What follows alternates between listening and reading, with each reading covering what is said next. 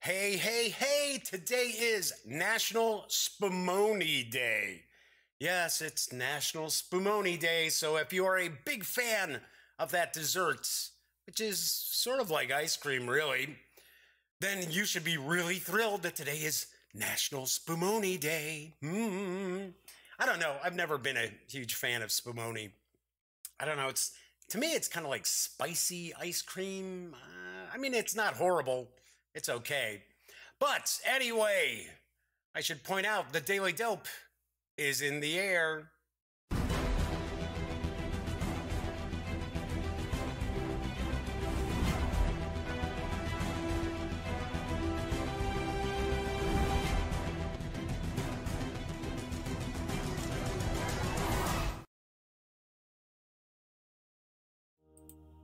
Howdy, howdy, howdy, gang. Yes, I'm Jeff McAleer. I'm back once again, and I am your host here at the Daily Dope, presented by thegaminggang.com. So, today is Tuesday, August 21st.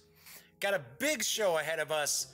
I am actually going to spend the entire show, the vast majority, I guess I will say, of the show devoted to reviewing the collector's edition of Everdell from Starling Games. I picked this up at Gen Con. I just did an unboxing for it last week, and I am prepared to give you my review. So I will get to that in just a couple of moments. So if this is your first time visiting, this is a very, very casual show. I'm very chatty. Just talking about games, folks. It's not brain surgery, anything like that. So there is chat available because this is a live stream, although I know a vast majority of people will watch this after the fact. But chat is available on YouTube. It is not on screen. That way I kind of keep some of the stranger commenters at bay. But if you want to say hello, you have a question, you want to see something a little closer about Everdell, by all means, chime in. I will respond. So before I jump into my review, what's coming up on this week's episodes? So tomorrow's Wednesday. That means it's Wargame Wednesday. And I am going to unbox and take a first look at Brawling Battleships, which is from Lost Battalion Games. It is a World War I naval strategy card game. I'm a huge fan of naval war games, so I've been pretty curious about this. So I'm going to crack this on open. Thursday, it's RPGs on Thursdays, so I will be diving into Outbreak Undead 2nd Edition, the Survivor's Guide. I have not peeked at this yet. Okay, I admit, I saw a few pages when I was at Gen Con, but I have not done a deep delve. So that's what I will be doing tomorrow. Then, I shouldn't say tomorrow, on Thursday's show. Then on Friday, I've got another Starling game that we're going to take a look at. We're going to do an unboxing of. This is Archmage. This is also another collector's edition. I understand that this is kind of the most meaty game that Starling has. That this is a pretty deep game. So it is a fantasy game. Each of the players represents a mage who's looking to claim the title of Archmage. So this looks pretty interesting. Then Monday's show. Whoa! Just stacking everything up here. I am going to unbox and take a look at Legends of Andor, which is from Cosmos Games. This is the first Cosmos game I'm going to have a chance to take a peek at. Yes, I know this has been out for a while, but it does look mighty interesting, and it's won some awards, so it's been out, I believe, a couple of years already. But looks really cool. And come on, fantasy games? Fantasy games, it's like right up there with Lovecraftian games, Cthulhu Mythos games. I'm always like, what's that? What's that? And it's a co-op, too. So, pretty cool.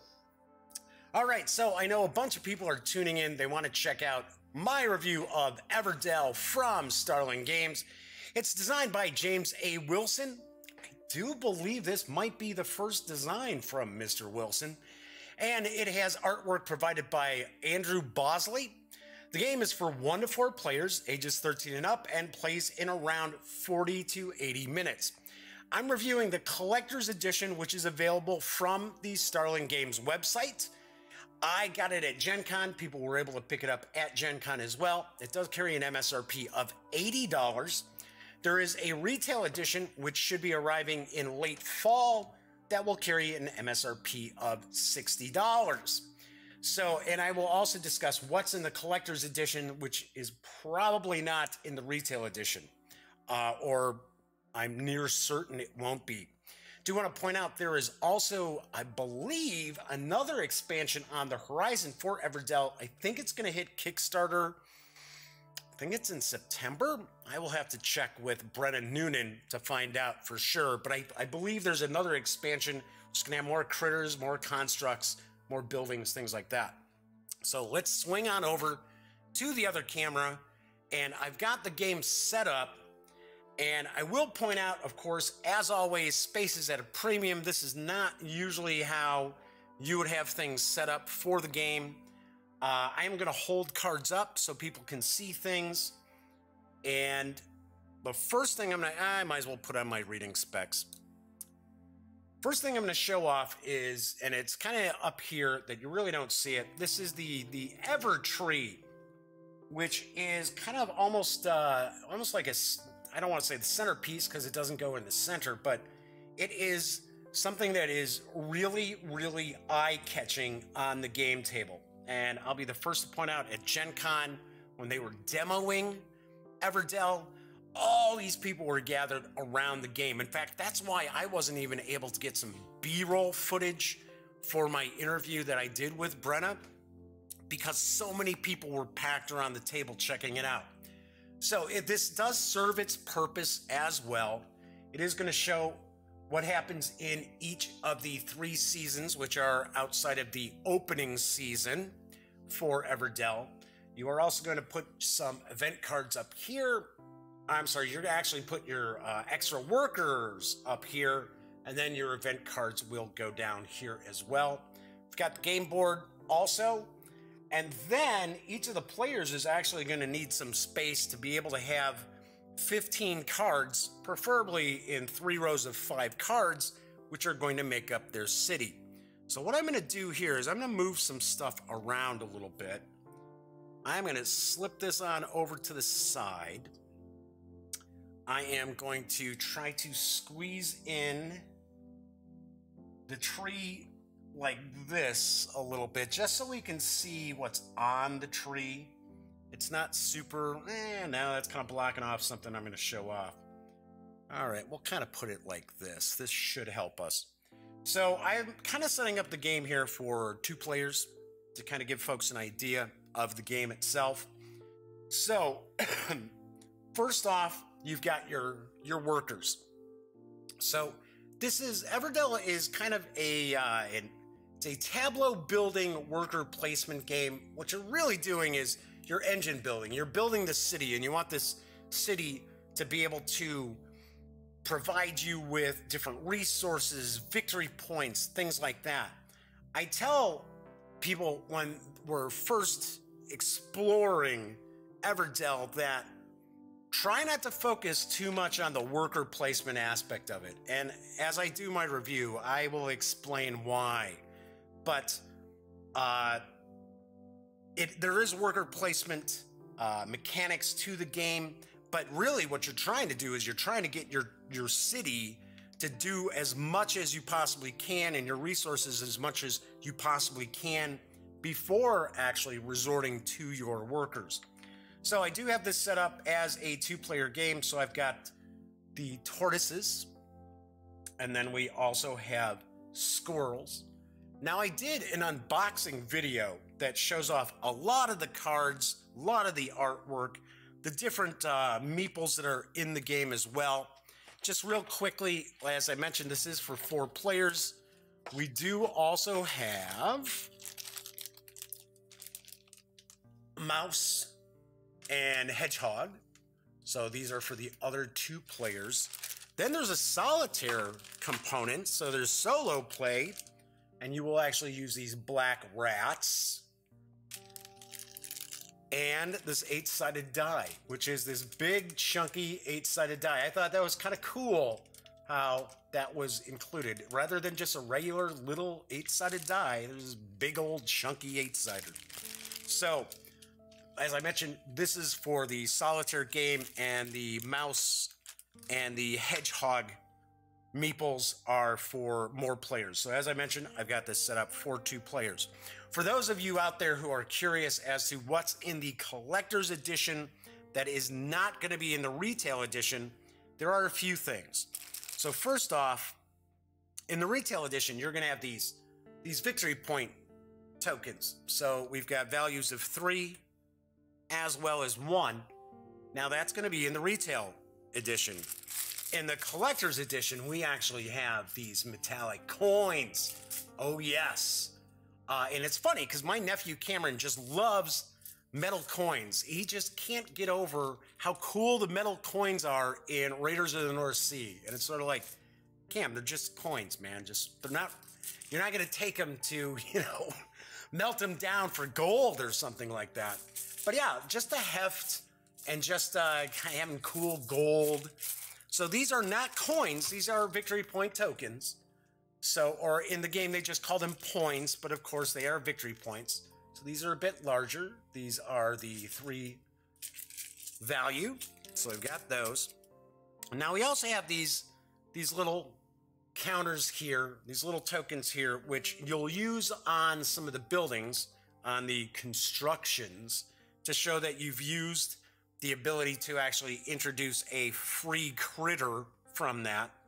So it's just a punch out here for the retail. In the collector's edition, they're actually wooden discs, and you've got stickers to put on the wooden discs. I didn't necessarily put the stickers on simply because I just wanted to dive into the game, and I know I'd have been sitting there going, okay, is this centered right? Oh, I gotta, come on, peeling them back and forth, things like that. So you've got these wooden tokens here. There's also an additional expansion to Everdell, which is included in the collector's edition. So you get some more critters, you get some more buildings. They're called constructs. You get legendary critters, because normally in the core game, you've got common critters, common constructions. You've got unique critters and unique constructions. Well, you actually get legendary in the expansion. So this expansion is included as well. So when you're setting up the game, you're actually going to have a couple of workers to begin with. So each player, so let's say the tortoise player is player 1 and the squirrel player is player 2. So what you're going to do is you're going to take, you've got 6 workers in total. You're going to take the rest of your workers and you're going to place them up here on the top level of the Ever Tree. Because during each season, and the game, if you're playing multiplayer, the game is going to run through 1 year. So you're going to play through winter, then you're going to play through spring, then you have summer, and you have autumn. Autumn is the final season, so you're playing 1 year. In the solitaire game, you're actually playing a 3-year period. So because you're playing solitaire, you need more things to be going on. You need more time. So with the solitaire game, you're actually looking at like 3 years. I'll be the first to admit, I have not played the solitaire game.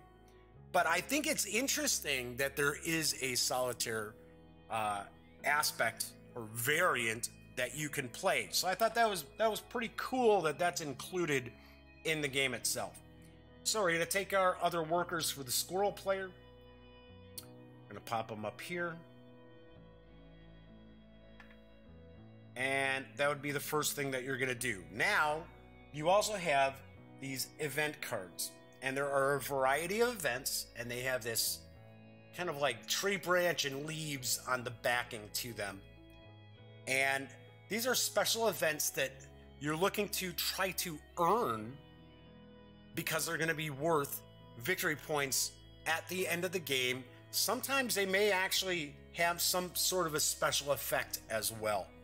So to kind of give you an idea here, if we look at the card itself, on the top of the card, it's going to tell you what is the prerequisite to be able to claim this event. And as I mentioned, there are quite a few events. There might be, I think, maybe 20, maybe 16, something like that, event cards.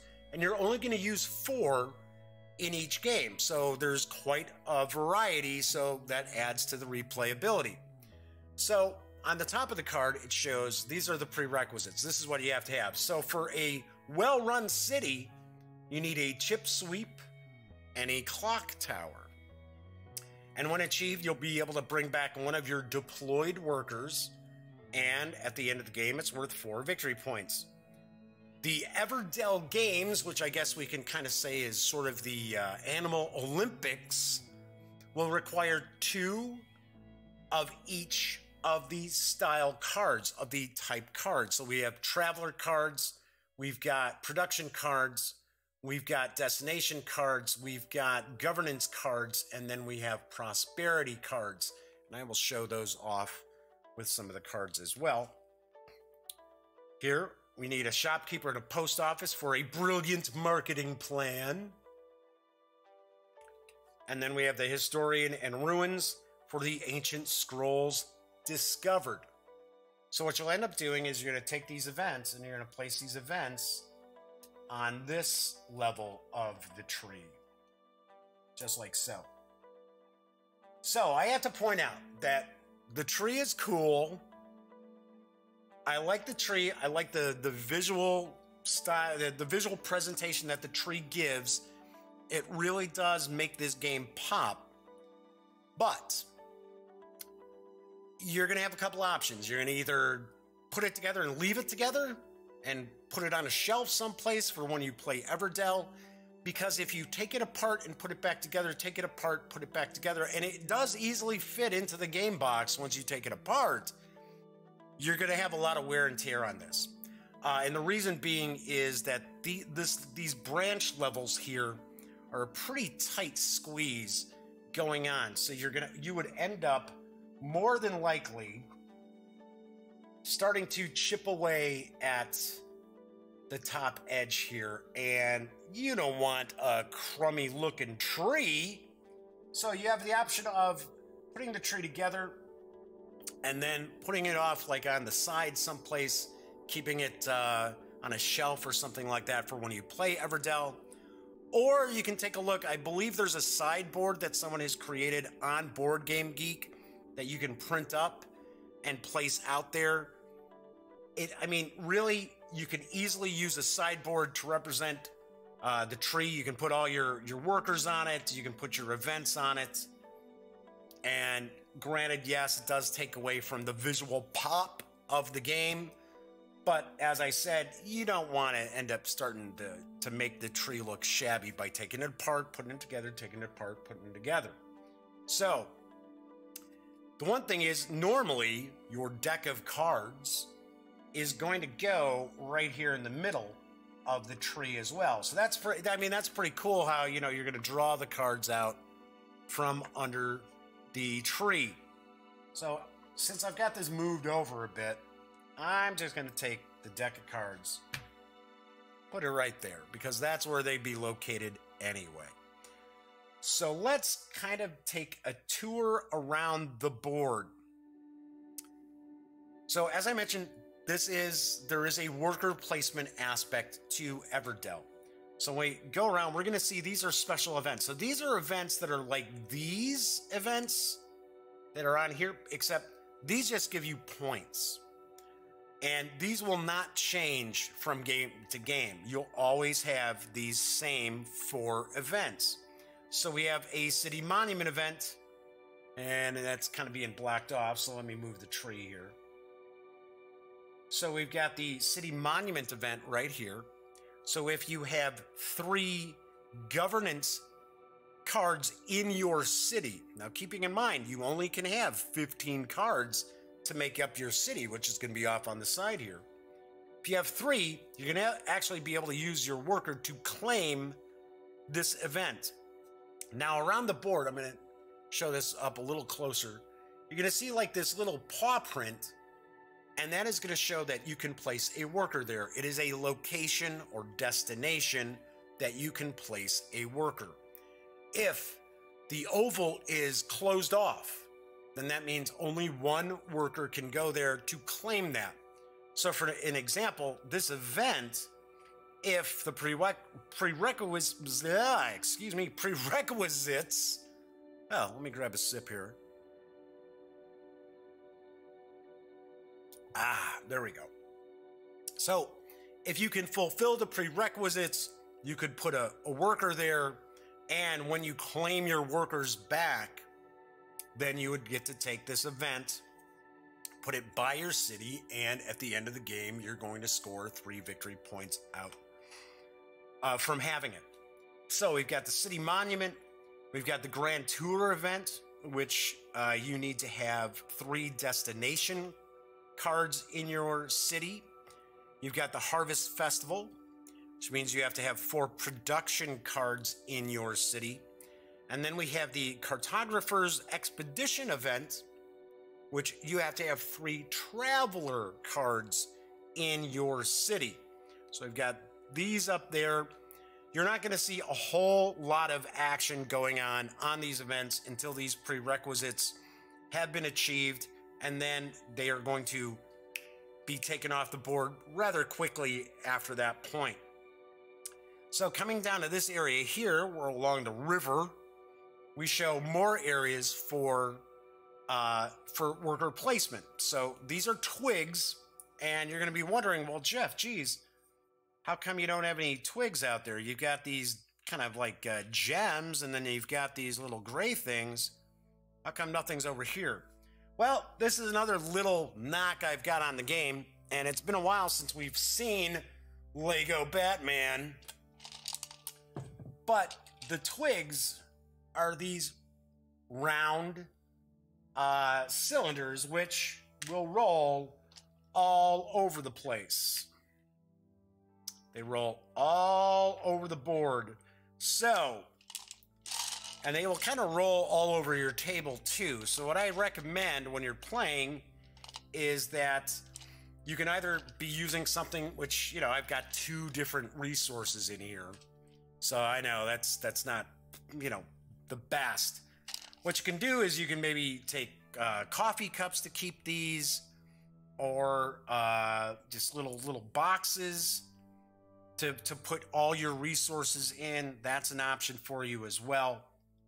So, because then we also have berries, and these berries do tend to kind of roll around on the table sometimes. Although these berries are like really wild. They're actually, they've got some give to them. They're rubber, and they're kind of funny berries. So I'll actually pop a couple of these out here, like so. But normally you would have a stack of them, but they tend to get, you know, knocked around and roll around. And as I mentioned, so do these twigs. All right, but those, you would normally have those resources here. So we've got an option of placing a worker here to get 3 twigs. You can place a worker here to get 2 twigs and a card. You'll notice this is closed. This oval's closed. So only 1 worker would be able to go there. Whereas the open one, you could have multiple workers go there, including more than 1 of the same color. So we've got resin. This is resin over here. So this space gives 2 resin, or 1 resin, 1 card. This space here gives 2 cards and a victory point. This space over here gives you a pebble. These are pebbles. Thankfully, pebbles tend to be a little more rare as far as building things. Otherwise, if somebody's worker is sitting on that pebble and you need to get a pebble, you're going to be out of luck until that worker comes back off of that spot. So over here we also have get a berry and a card, which is a closed circle. And then we have get 1 berry, which is an open circle, which you would be able to get a berry. Now you're probably sitting here wondering, okay, so what's the deal with as his cat hair suddenly goes blowing up my nose. And the kitties aren't down here today. They're upstairs today. So anyway, you're probably wondering, well, what's going on with all these resources? Well, these resources allow you to build constructions or recruit critters. So we've got different kinds of constructions. We've got different kind of critters. So we're going to take a look at the cards here and the breakup of the card. And this is the university. So this is actually a destination card, and you can tell it's a destination card because it's going to show you this icon right there. So this icon means that this is a destination. Something else that also gives you the idea that it's a destination is because when this is in your city, this actually represents a location, a destination that a worker can go to claim these benefits here. So in order to build a university, you must have 1 resin and 2 pebbles. You see right here, those are the prerequisites. And then this is going to tell you how many victory points this construction, this building effectively, is going to be worth at the end of the game. Now, something you want to keep in mind too is when you take a look at these constructions, you're going to notice many of them have a character, a critter's name in the bottom corner. One of the cool things about these constructions is that if you have this construction, if it's in your city, you can play the doctor, and the doctor will not cost you anything to play, to put into your city. So that's an example of a destination construction. Then we've got critters. So this is a wife, a little mouse here. I love the artwork. That is one of the big things about Everdell that I think really has going for it is the artwork is just phenomenal. I really dig it.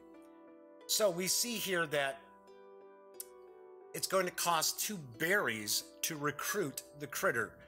The critters cost you berries in order to recruit them, but if you look up top here, it says farm. So if you have a farm in your city, you could actually recruit this wife, this little mouse, at no cost. So we also see that this is a prosperity, card, and that the card is worth 2 victory points at the end of the game. But if it's paired with a husband, then it's going to be worth 3 victory points. And one thing that's interesting too is, as I mentioned before, you can only have 15 cards in your city, which I'm doing this. This is not a city. This is the meadow, and I'll get to the meadow. Talk about the meadow in just a sec. But you can only have 15 spaces in your city. But some of the critters here will kind of team up so that they only take up 1 space. So a wife and a husband, you would actually put them together and they're only going to take the 1 space. So over here we got another destination. We show it's a chapel. We've got another destination. It's the queen. You'll notice queen's kind of expensive to get. She's 5 berries.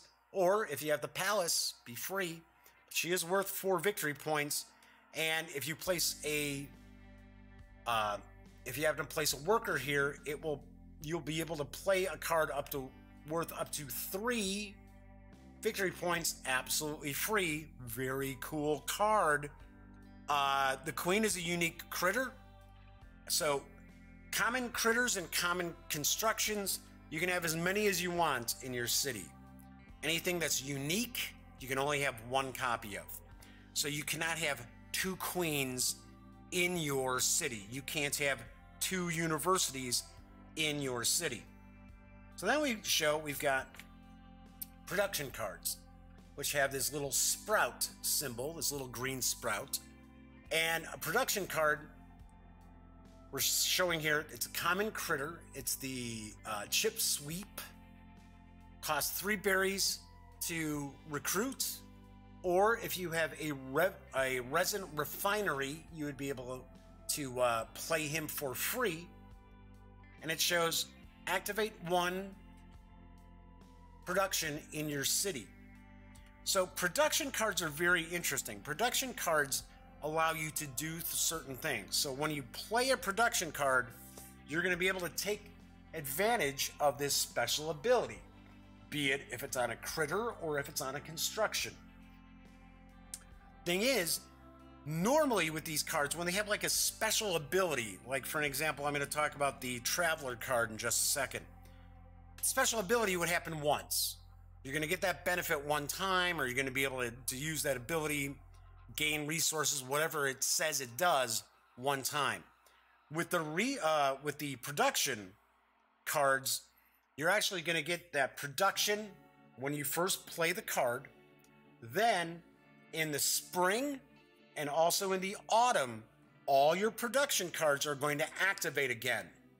They're going to activate again. You get those bonuses again. There's no production cards activating in summer, but in spring as well as autumn, you will actually get the special production. So for an example, in spring, the chip sweep would be able to activate another production card again. Come autumn, boom, you're going to get it again. So we've got, say for an example, General Store. So General Store, when you play it, you're going to gain a berry. If you have a farm in your town, in your city, I guess I should say, you'll get an extra berry. Then we've got the governance, which shows a little scroll. So we've got the governance card. This is a crane. So it's showing it costs you 1 pebble to build the crane. But governance cards usually have some sort of a special ability. It might allow you to recruit or build cheaper. But a lot of times, some of these governance cards are a one and done. So for an example, with the crane, it says when playing in construction, you may discard this crane from your city to play that construction for 3 fewer resources. And this little symbol here, try to kind of get a little closer in there. That little symbol represents any resource.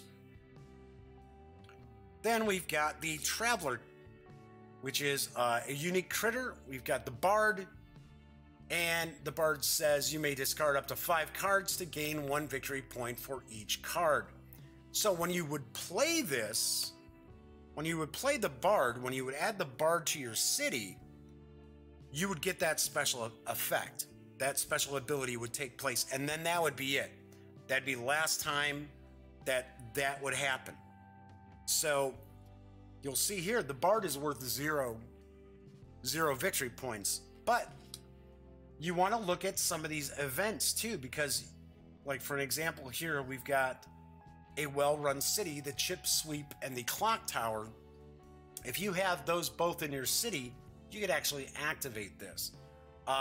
There's an event that has the Bard and the Inn, and it's worth victory points.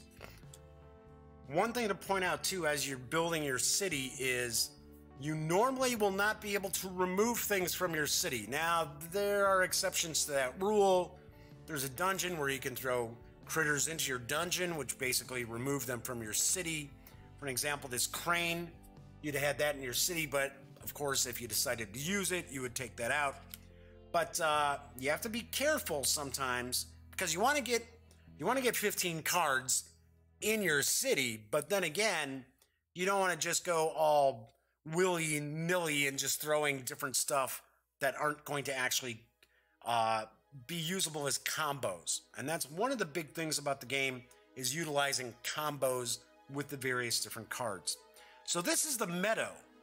So what basically happens here is these 8 cards are available to the players, as well as a hand of cards, which I will show off the hand of cards that both these players have in just a second.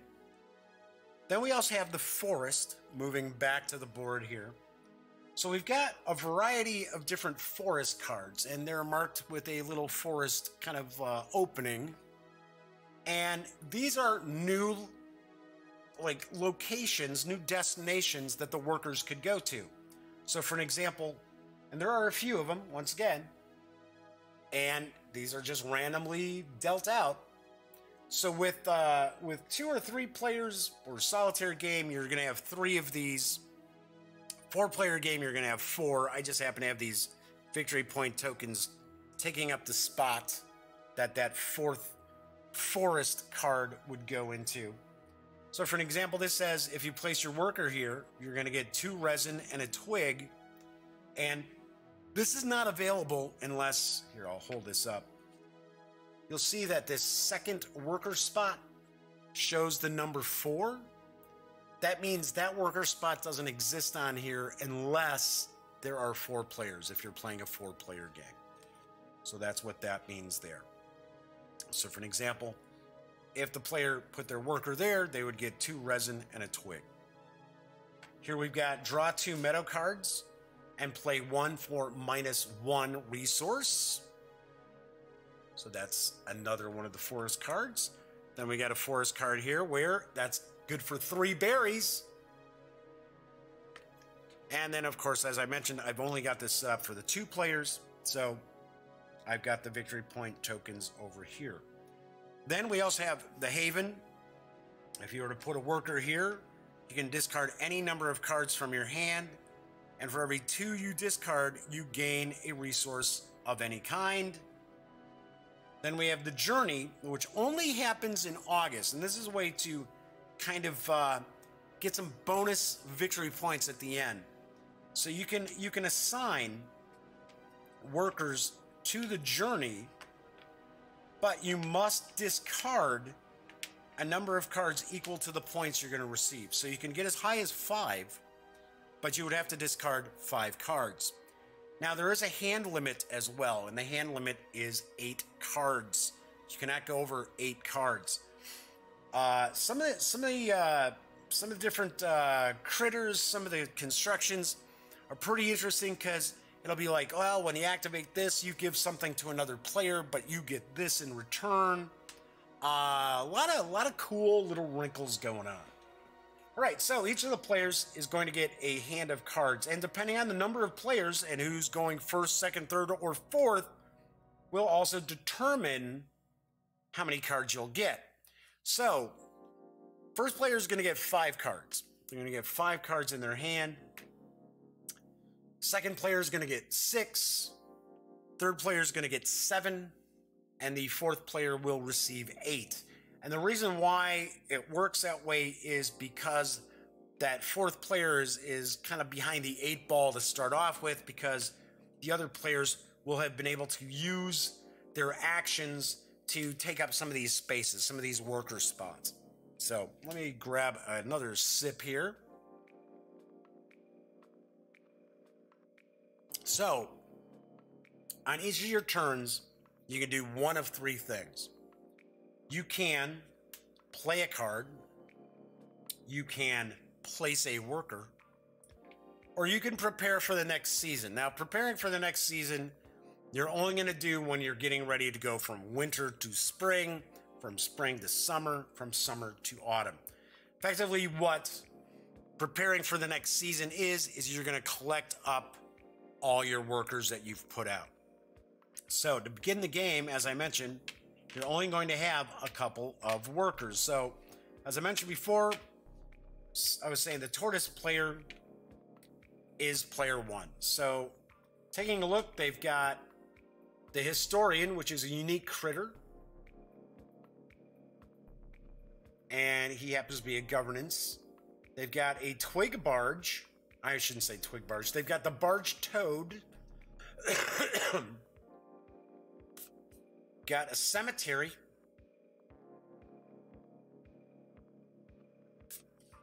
They've got a lookout who's a wanderer. It's a common critter. And a lot of times when you see like he's a wanderer, if you look, you gotta look closely at the cards to see what they tell you. So this wanderer actually would not take up a spot in your city. You still get his special ability, when you play the card, it's still worth the 1 victory point at the end of the game, but this Wanderer here would not count as taking up a space. And we also have a Courthouse, which is a unique construction here. So these are the 5 cards that they have in their hand. Now, you don't start off with any sort of resources or anything like that. So the first thing you're normally going to start off with is, okay, so how do I go about getting some resources and seeing about, building some of these buildings here? So taking a look around, well, oh gosh, some of this stuff is a little more expensive. And a lot of times what you're going to do is, a lot of times you're going to try to play a building, or a construction, I should say, before you actually play the critter. Because if you have, so for an example here, right? So he's got the clock tower up in his corner here. He's got the twig barge up in the upper left corner. And he's got the lookout in the upper left corner. So what you start kind of looking at is, oh, okay, do I have anything that I could possibly utilize where if I pick something up, if I build one of these buildings that are out here or in my hand, is that going to open up the opportunity to play one of the critters for free? Well, unfortunately, it doesn't look like that's going to be the case. So another thing you start taking a peek at is, okay, so what do we got as far as some of these events? Okay, so I've got a historian. I've got the little bat guy right here. Well, the Ancient Scrolls Discovered event requires the historian, but it also requires runes. Ruins. Why did I say runes? Ruins. It's in order to score that. So starting off, the game does take a little bit of time to kind of ramp up. So a situation like this, I'm thinking, okay, first player is probably going to try to go for maybe something that's not going to be too expensive, and go with, say, okay, they're going to go here because they want to get a pebble. Because they've got some stuff that takes pebbles in here. There's some cards out here that take pebbles as well. So first player is going to get a pebble, and they're going to add that to their resources. So we'll say that's the first player's area up there. Then it would move to the second player. Second player's like, okay, what do we got? Okay, so I've got a wood carver. I've got an architect.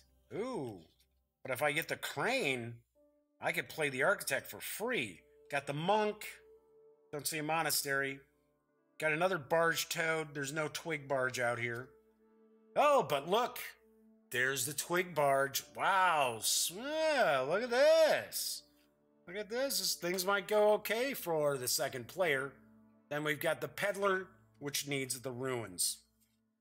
So, unfortunately, taking a look here, it's going to cost a twig as well as a pebble to build the twig barge. So it's like, well, no, I can't get a pebble in the winter right now because the first player's on that spot. So they go, okay, well, I'll tell you what. I think what I'm going to do here is, let's see, what requires some twigs. This is kind of a weird starting area here because we don't have some real cheap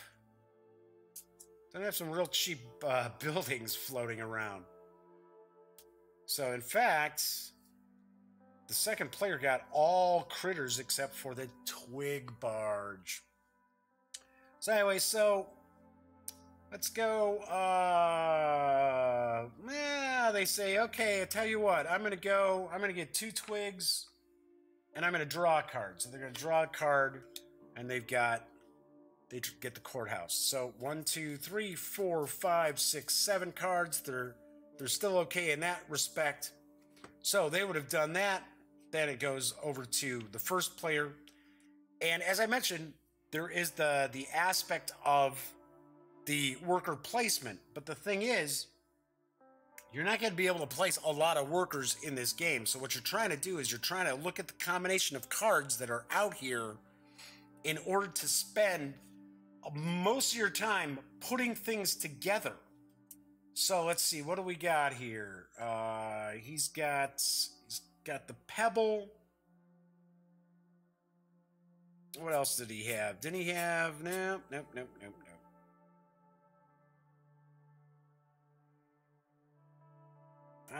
Let's see. He's got the courthouse. He's got the cemetery. So, let's see. And the cemetery's not worth any victory points either. So, what's he got out here that he could maybe get? Well, okay. So let's go. Let's do this. Let's send his other worker here. He's going to get resin. And he's going to draw a card. And he gets the postal pigeon. There we go. So, that's the first player there. So, we've got the... oh, I didn't take my twigs. So, then we've got the second player. They're looking, okay, all right. So, what do I got here? Well, I guess... they could go and, well, might as well go. They're going to go get 3 berries. So let's open up Batman's head here. There we go. So they got 3 berries, 2 twigs. So then we'll go back to the first players. The first player's like, okay, so let's see what I got here. Well, I've got the pebble, and I've got the resin, so I am going to take the general store from the meadow. I'm going to pay this out, and now I have a general store. So they've got the general store. So when they play this card, it says gain 1 berry. If you have a farm in your city, gain 1 additional berry. Well, there's no farm, but that player will gain that berry. Boom. There we go. So they got that. So then that would be their turn. They played the card. Now, anytime a card comes out of the meadow, it's replaced. Immediately replaced. So then it would go to, all right, so we've got player 2. Now, all of the workers have been placed out here. So all that can be done now is, all right, so I can play a card. So what do I got that I can play a card with? Well, let's see. I could play the monk. So I'm going to say, okay, so I'm playing the monk. Monk cost me 1 berry. Boom. So I pay the berry back. Blink. It says, you may give up to 2 berries to an opponent to gain 2 victory each. So, okay, well, why not? The little monk says, okay, hey, here's 2 berries for the other player. And they will actually get 2 victory points for that monk. So if we were to actually build the monastery, this little monk would actually open up a second little monastery area. So that is the second player's turn. Now we go back to the first player's turn. Now the funny thing is, first player only had that 1 berry before, and it wasn't looking too sharp to be able to do anything. So if they hadn't gotten these 2 more berries, what would have happened for the first player would be, well, I don't have anything I can build. I can't play any cards. I don't have any workers left. They would have had to prepare for the next season, where the next season would be spring. So they would have had to do that. Now, one of the interesting aspects, and one thing that throws some players off with Everdell, is that I might be playing and it might be summer for me because I've put these cards down in my city. They're kind of comboing together to let me do stuff. And then another player might be sitting there saying, well, I don't have anything I can do. they have to move into the next season. So it's kind of interesting that you'll have the different players. Everybody could be kind of like asymmetrical, because I could still be in summer. Somebody else may have already moved into autumn. And that's something that I will talk about when I kind of wrap up and give you my thoughts on the game itself. Because we did have a player who that was a real problem for. All right, so anyway, but that first player did get those 2 berries. So they got those 3 berries total. So now it's like, wow, okay, so hey, that actually unlocks some stuff for me. That's cool. So it's like, okay, well, what do we got here? Well, we got the historian. He's kind of cool. He's a cool little unique critter. And he gives you the option to draw a card after you play a critter or construction. Now, we also have the Wanderer, who, remember, he doesn't take up space in the city. And when you play the Wanderer, you'll actually get to draw 3 cards. So right now we're sitting there. We've got, okay, well, I've got 6 cards. I can play one of these guys. It's like, so which one do I want to do?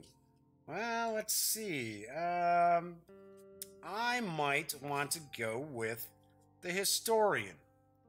So let's do the historian. The historian's going to cost 2 berries. So pays for that. And we get a historian in our city here.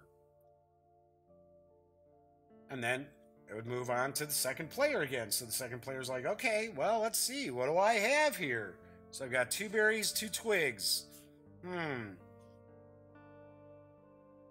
Well, let's see. So I could play the peddler. The peddler's going to cost me 2 berries. And if I pay up to 2 of any resource, I get to gain an equal amount of another resource. So it's like, oh, really now? So let's see. I got those 2 twigs. What else could I be working on here? So it was like, well, we've got a courthouse. I've got the twig barge. Might consider doing the twig barge because I got the barge toad. So, So I'm going to say, okay, I'm going to play the peddler. I'm going to pay my 2 berries for the peddler. Peddler comes out, and it's like, okay, so I could pay up to 2 resources to gain an equal amount of other resource. So I'm going to pay a twig. Oops, see, there it goes, rolling off. Off it goes, rolling away. I'm going to put the twig back into there and get a pebble. So, player 2 now has the pebble and the twig. All right, so there we go. So now it goes to player 1. Player 1's like, okay, so all I've got left is that 1 berry. I don't have... player 1 doesn't have an option to really do anything. So player 1 says, okay, I'm preparing for the next season. So they're going to collect their workers back. It's going to be spring. So they're going to take one of the workers from the Ever tree. So now they've got 3 workers for spring. And they're going to activate any production cards that they've got. Well, they've got the general store. The general store is going to allow them to get a berry. Boom. There we go. But now, player 1 is going to have moved into spring when it comes their turn again.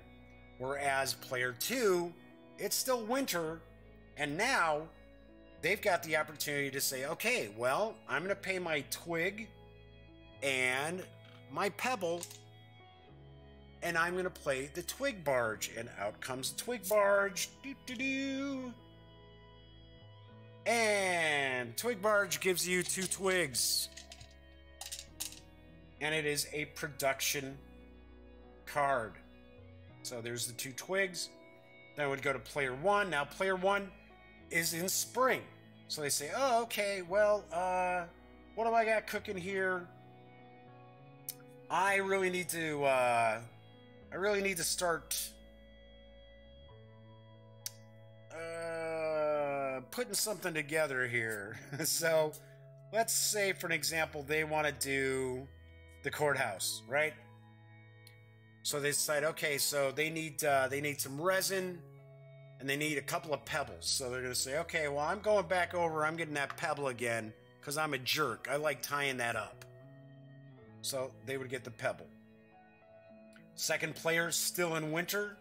Second player still in winter says, okay, well, I've got the twig barge. I also have the barge toad. Because I have the twig barge, I get to play the barge toad for free. Out he comes. Granted, it says gain 2 twigs for each farm in your city. There are no farms. But, as you can see, player 2, things are moving along really nicely for player 2 as opposed to player 1. Because player 1 is already into spring, whereas player 2 is still in the winter and they already have 4 cards in their city. Player 1's only got these. So, you're going to continue to do this. So, for an example, let's just say, whoops. Let's say, boink, they decide they're going to do that. They get 2 twigs and a resin. Wait a second. Come on. So, they would get 2 twigs and a resin for doing that worker. So that was player 1. Now, player 2 gets to the point where, okay, so player 2 is like, all right, I really don't have anything that I can do anymore. Now, I'm going to prepare for the next season. So they prepare for the next season. They get their workers back. Doink, doink. They get another worker from the Evertree. And now they get to activate all their production cards, which they're all production cards. So we see the twig barge gives 2 twigs. And that's kind of the problem with, come on, crying out loud, get those twigs out of here. All right, so we would get that. There's 2 twigs. Got gain 2 twigs for each farm in the city. There's no farm in the city. Here we've got the monk. The monk activates. You can give up to 2 berries to an opponent to gain 2 victory points. They say, yeah, I'll do that. That's fine. So they get 2 more victory points. And then we get, you can pay up to 2 resources to gain an equal amount of any resource. So once again, they're looking at their cards, looking at what's out here. They're like, okay, well, you know what? I need pebbles. So they're going to say, okay, I'm trading in 2 twigs. I'm getting 2 pebbles, even though, because this jerk here keeps trying to, keep me out of the pebble market. And now they would finish up and they're ready to move to spring. So they're now in spring, but this player has already been in spring for a while. So what you'll do is you'll keep you keep alternating turns throughout the game. You keep alternating turns between the players regardless of what season they happen to be in. So even though I might be in summer and another player or the other players are in autumn, we're still going to go back and forth taking our turns. Otherwise, you're going to sit there and be like, you'll be falling asleep. Now, what'll happen is once autumn rolls around and a player cannot play any other action, that they can't play a card, they can't place a worker. Now, keep in mind, by the time autumn rolls around, each player is going to have 6 workers. So there's a lot that's going to be going on in autumn. Summer, you'll have 4 workers. But as I had mentioned before, the worker placement aspect is, you're getting the resources, you're using some of these locations, these destination cards once they enter your city. But the main key to playing Everdell is building up that city so that all these different things, all these kind of dominoes fall into place as you're playing, so that you're not constantly just burning through your workers to drop off around the board. Anyway, so once a player gets to the point where they can't do anything, they can't place a worker and they can't play a card, then if they're in autumn, the game's going to end. Their game comes to an end. So there are times when one player is going to be finished and the other players are still going back and forth, taking their turns until nobody can do anything. Everybody has passed. At that point in time, what you're going to do is you are going to simply total up all of your victory points. So you're going to total up the victory points on your cards. You're going to total up the victory points on events that you may have gotten. Now, talking about the events, you've got the events that are up here. You've got the events down here. To claim that event, you have to place the worker. You got to put the worker on the event and able to claim it. Only one person can claim. Put it down there so I can show. Yep, see, there you go. I'm putting it on there. Only one player can claim an event, but that event is going to sit there until you're ready to go and prepare for the next season or finish the game. Once you do that, you collect your workers and you collect the events that you were able to successfully score. So you're gonna total up the victory points that you've got from your cards. You're gonna total them up from your events. You've got some of these prosperity cards have special bonuses. If you've been able to achieve the bonus, you score those, and then you're going to tally up all your victory points that you've been collecting on the side as well. Whoever has the most victory points is declared the winner. In the case of a tie, whoever has claimed the most events is going to be the winner. And when these events are claimed off of the tree and off of here, you don't replace them with anything. So there's only the 4 events to really kind of during the game. Let's move that back over here a little bit. You got the 4 events during the game. And then you've got these other 4 events that are on the board here. That's it. You're not gonna, like when you take cards out of the meadow and you're replacing them, you do not replace the events once they are earned. Anyway, so in the case of a tie, whoever's got the most events is the winner. If it's still a tie, whoever has the most leftover resources, and you just count them, you know, so that'd be 4. That'd be 4 leftover resources. It's not like, oh, this is worth this and this is worth that. No, it's just whoever had the most left over is declared the winner.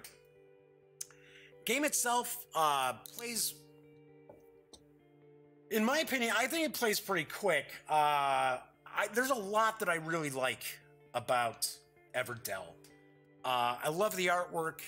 I like the tree. I think the tree is really cool, although I gotta be honest, I'm gonna have to put it off someplace, and then God forbid I have to go, you know, take the game with me someplace, because I really don't want to take it apart and put it back together all the time, because I know it's gonna fray apart. Not that it's like bad cardstock. I mean, the punch boards are thick, right? It's just, I know slipping that on and off and on and off and on and off is going to damage the finish on it. It's going to start peeling off, and that would suck.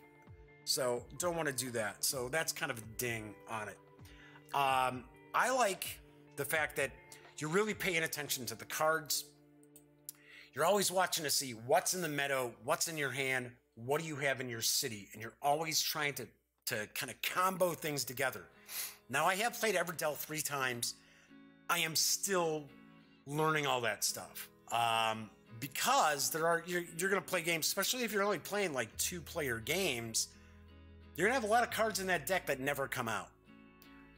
That some people may not necessarily like too much, simply because it's going to be kind of hard for you to actually plan, especially for those events. Like, you could be sitting there saying, oh, well, I've got the chip sweep here in my hand. I know I'm going to be playing the chip sweep, but I need a clock tower to score that event.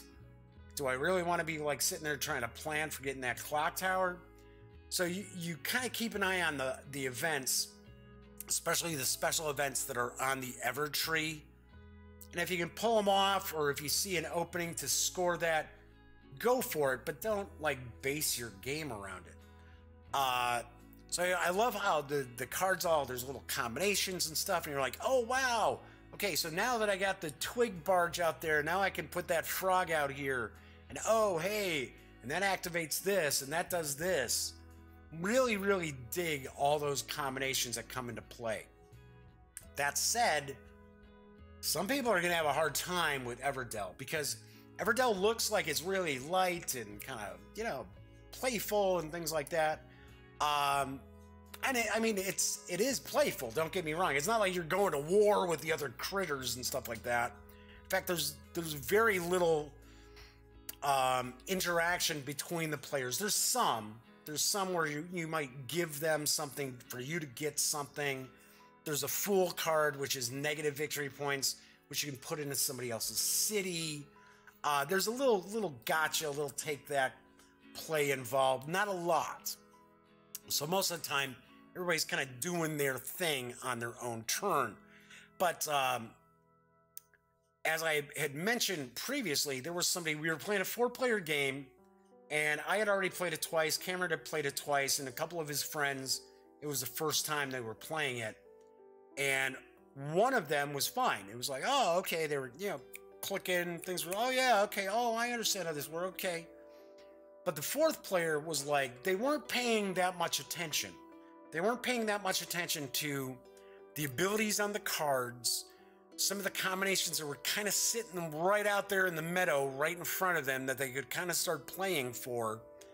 And it got to the point where all they really did was place their workers to get some resources and then try to buy stuff from those resources. And they were just cruising through the seasons really quick. And their game was over, and 2 of us were still in summer. We hadn't even gotten to autumn yet.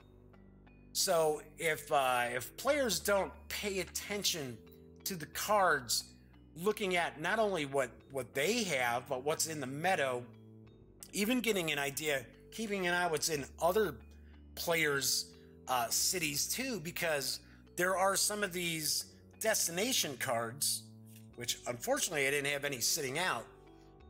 There's some destination cards that'll actually have a little symbol that says open, and it'll show like a little one circle, like the 3 here.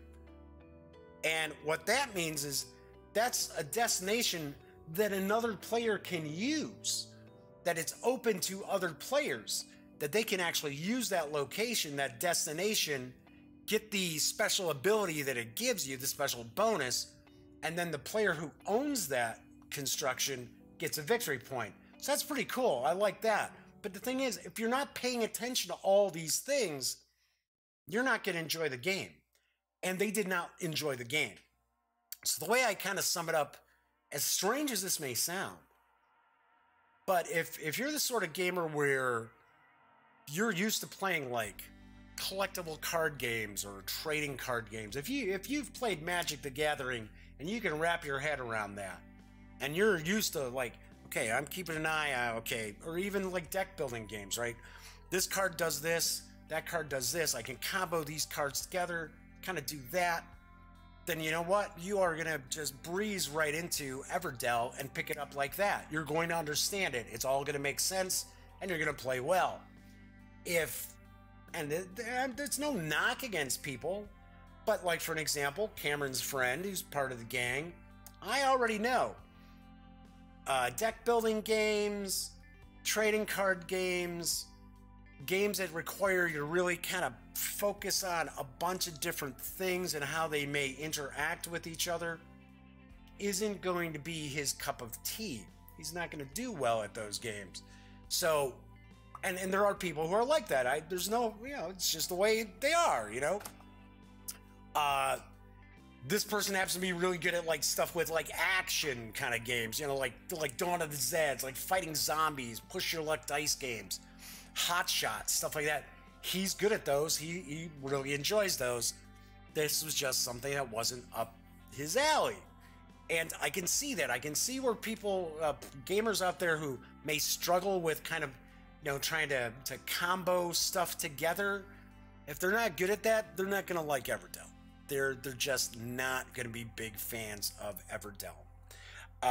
Me personally, I really like it. I like it a lot. I love the artwork. I love how you're working to try to combo the cards. The way I've approached playing the game is I will use the workers when I have to use the workers to get stuff that I need, but I try my best to not go through the workers like bang, bang, bang, bang, bang, because I find that my turns tend to be my seasons, I should say, tend to be much, much shorter playing that way. But I love discovering these new little combinations of, oh wow, so if I get this and I get that and I put this together, it's going to open all these things up. And then I love when like the production, when spring and autumn hit and all the production cards, all of a sudden it's like, boom, I've got all these goodies now to play around with that are just going to continue to extend my turn. I really, really dig that. I like the fact that you're limited to how big your city is with the 15 cards, because you can't just throw up anything you want to. You're really looking to try to combo things together, try to put together critters and constructions that work together, but at the same time, not sitting back and not building things and have to end seasons because you're not putting stuff into the city. So I dig that aspect as well. Only like minor knock. Oh, I should point out, when you win, you get to like sit there with this, yay, take a selfie. In fact, there's even this on the back where it's like, hey, take a selfie and send it in. Interestingly enough, Black Orchestra has a card like that too, where it's like, that's the game where you're conspirators plotting to kill Hitler, and it's like, we killed Hitler card. So I thought that was kind of cool. I like that. I like the card there. I think component quality is really, really nicely done. The only dings that I've got is that really, as cool as the tree looks, the tree sort of gets in the way a little bit, especially when you're playing a 4-player game. You're gonna kind of, if you have a bigger table, you're gonna kind of put it off, kind of push it back so the other players, because the tree will block your view, kind of blocks the player's view, so you can't sit behind the tree really, unless you're like have a really long trunk, right? No pun intended, body-wise, so you can look over it. So it does kind of block that off. Also, like I said, taking it apart, putting it back together is going to mess it up. So that's a little bit of a ding. Not a huge one. The twigs rolling all over the place. When they made the twigs, they should have done something where they have like a little bump or like a little, you know, little kind of, almost like a little kind of branch poking out of it that would stop these from rolling all over the place. The berries kind of roll around. So I kind of have to use some additional components to try to corral those in. So once again, just little minor dings. So when it all boils down to my score for Everdell, like I said, I really, really like a lot of this. It's granted, it's not necessarily like reinventing the wheel, I guess I will say. I mean, there's mechanics to the game that you've seen in other games, but I think it combines very nicely together. I think it's an excellent package. I like the collector's edition with all the extra goodies and the expansion. I haven't played with the expansion yet. I give Everdell a very, very solid 9 out of 10. I thought it was that good. I like it that much. Personally, if it comes down to between picking up the retail edition, which you're probably gonna have to wait, I believe, until November to get, or spending $20 more and getting the collector's edition with the metal coins, the little wooden discs, the extra cards for the expansion, gotta be honest, I would go for the collector's edition. But then again, I'm not here to spend your money. All right, so that is it for today's show. As I mentioned, I knew it was going to go pretty long, so I devoted the entire show to the Everdell review. So on tomorrow's show, I am going to crack open and take a first look at Brawling Battleships for Wargame Wednesday. So that is on the horizon. So I'm Jeff McAleer. Once again, when you aren't watching a video here on the Gaming Gang channel, be sure to visit thegaminggang.com for all the latest in comics, movies, games, TV. Come on, you know the drill. Cover a lot of stuff. Get your geek on at thegaminggang.com. So I will be back tomorrow. So until then, enjoy the rest of your Tuesday. And as always, thank you very much for watching.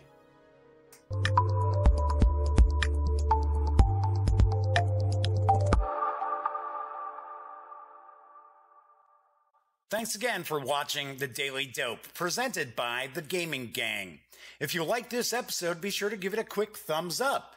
And if you dig the channel, please subscribe. If you'd like to check out our previous episode, click right here. And if you want to check out a somewhat randomly selected episode, give a click right down here. It'll be like opening a box of Cracker Jacks. You just don't know what you'll get. Once again, thanks for watching, and I'm Jeff McAleer.